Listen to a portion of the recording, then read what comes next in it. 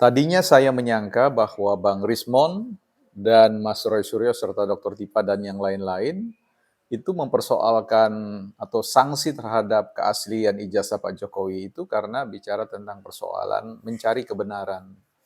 Tetapi pada akhirnya saya ingin menyimpulkan bahwa apa yang di-statementkan oleh Bang Rismon ini ternyata merupakan tujuan yang menurut saya itu adalah mengandung persoalan yang sangat besar, yaitu statement bahwa melalui upaya pembuktian ini ya ada pengakhiran atau the end of Jokowi, trah ya. Jadi akhir dari ya masanya Jokowi. Jadi memang ada upaya untuk send quote menghabisi ya katanya dinasti Pak Jokowi.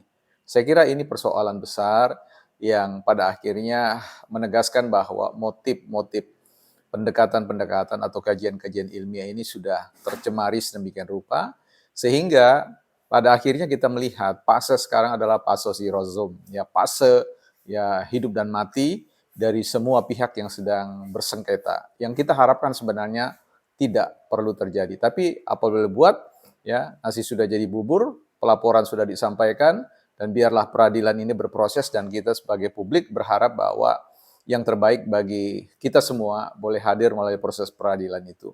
Ya, tapi kita akan bahas tentang satu hal yang menurut saya penting untuk kita perhatikan bersama, bukan partai politik. Ya, teman-teman kembali di channel Bukan Partai Politik, ruang publik, sekolahnya publik, bukan sekolahnya partai, tempat kita bersama-sama belajar untuk meninggikan kemampuan kita berargumentasi, bukan meninggikan suara apalagi emosi. Don't raise our voice, emotion, but argument. Baik teman-teman, hari ini saya ada di posisi di meja kerja saya yang sedang dilakukan renovasi ya. Jadi teman-teman yang tadi melihat background buku banyak itu mulai ditata ulang lagi. Nanti sedikit demi sedikit nanti akan terbentuk kembali sebuah ruang yang memberikan inspirasi dan motivasi bukan hanya bagi saya secara pribadi, tapi bagi siapapun yang ingin meningkatkan kapasitas belajar ya sekalipun tidak melalui mekanisme sekolah formal, tapi sekolah informal atau dalam konteks sekolah di mana kita semua di sini adalah guru dan murid sekaligus ya, dosen, siswa, mahasiswa sekaligus. Jadi ketika teman-teman berharap bahwa ada gagasan-gagasan yang luar biasa dari bukan partai politik, mungkin kita belum memahami sejatinya esensi dari ruang publik ini adalah bicara tentang kita semua adalah dosennya ya bagi diri kita sendiri sekaligus pembelajar atau mahasiswa. Nah, karena itu pikiran-pikiran teman-teman itulah yang kita harapkan bisa menjadi bagian yang tersatukan ibarat air di daun talas gitu ya. Ketika dia terpisah hanya butiran-butiran, tapi ketika dia menyatu maka dia menjadi satu kekuatan yang luar biasa. Itulah misi kita bersama. Karena itu mari teman-teman usahakan rem-rem untuk memaki, rem-rem untuk menggunakan diksi-diksi yang sangat rendah dari sisi etik dan moral, dan belajar meninggikan kemampuan di dalam berargumentasi. Baik, kita kembali kepada bahasan kita terkait dengan apa yang saya pahami pada akhirnya ternyata Bang Rismon dan juga Mas Roy Suryo itu berbicara tentang zero zoom ya, habis-habisan ya. Kalau tidak kita yang habis, mereka yang habis.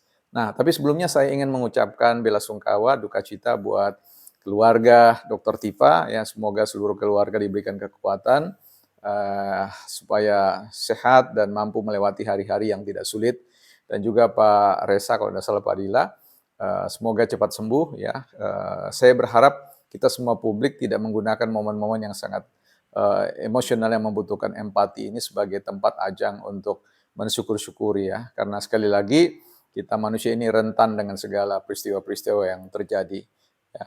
Kita bicara tentang perdebatan secara intelektual sangat dimungkinkan oleh siapapun, tetapi secara manusiawi kita perlu harus tetap menjunjung tinggi hal-hal yang tersebut karena itulah nilai-nilai keluhuran.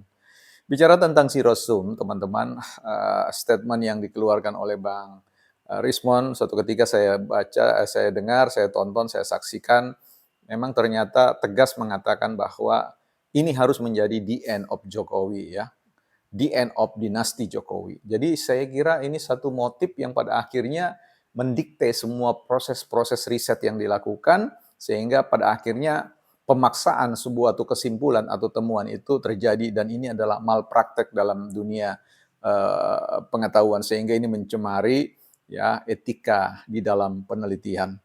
Nah, kita teringat pada suatu peristiwa di padang pasir, di padang gurun di Afrika, bagaimana mindset rusa atau kijang di padang pasir itu dan mengatakan bahwa kita harus bangun pagi-pagi, kalau tidak kita akan diterkam oleh singa. Ya. Dan sementara pada waktu yang bersamaan singa berpikir kita harus bangun pagi-pagi lebih dari kijang atau rusa itu, kalau tidak kita kelaparan.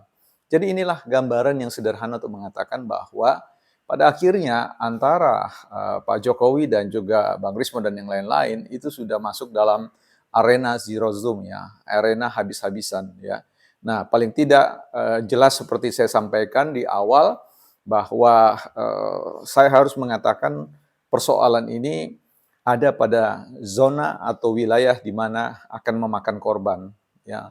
Tanda kutip korban di situ ya dalam konteks perhadapan hukum karena Bang Rismon dan yang lain-lain itu ingin ya, sangat ingin Pak Jokowi, Pak Gibran dan yang lain-lain, keluarga beliau itu bukan hanya diakhiri masa pengaruh kekuasaannya tetapi masuk penjara. Saya kira inilah motif yang menurut saya terlalu berlebihan dan abai pada dimensi-dimensi yang lain ya, bahkan dimensi-dimensi asas praduga tak bersalah dan seterusnya.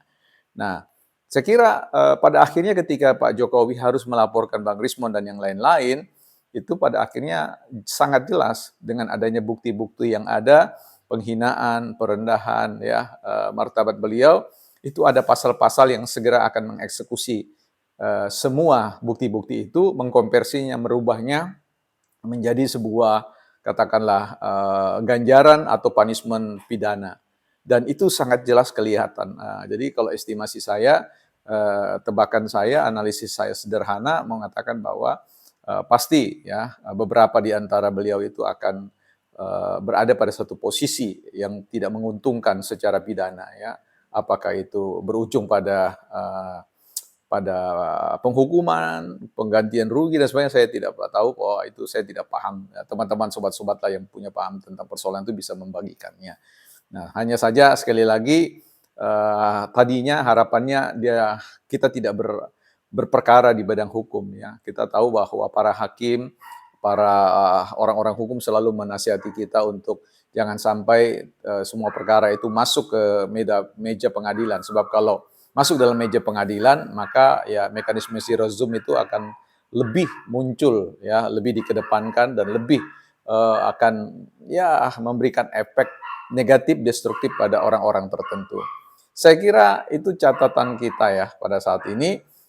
Bagaimanapun juga apa yang Bang Rismon cita-citakan itu menjadi soal yang pada akhirnya akan menjadi bumerang bagi diri sendiri. Dan terbukti hari ini bahkan ijazah beliau itu dipersoalkan. Saya sendiri mengatakan bahwa masih percaya pada konteks keaslian ijazah Bang Rismon, bukan karena saya pernah melihat atau kemudian saya mendapatkan data bocoran sebagainya, tapi saya menghormati ya hak jawab dari Bang Rismon untuk membuktikan itu ya.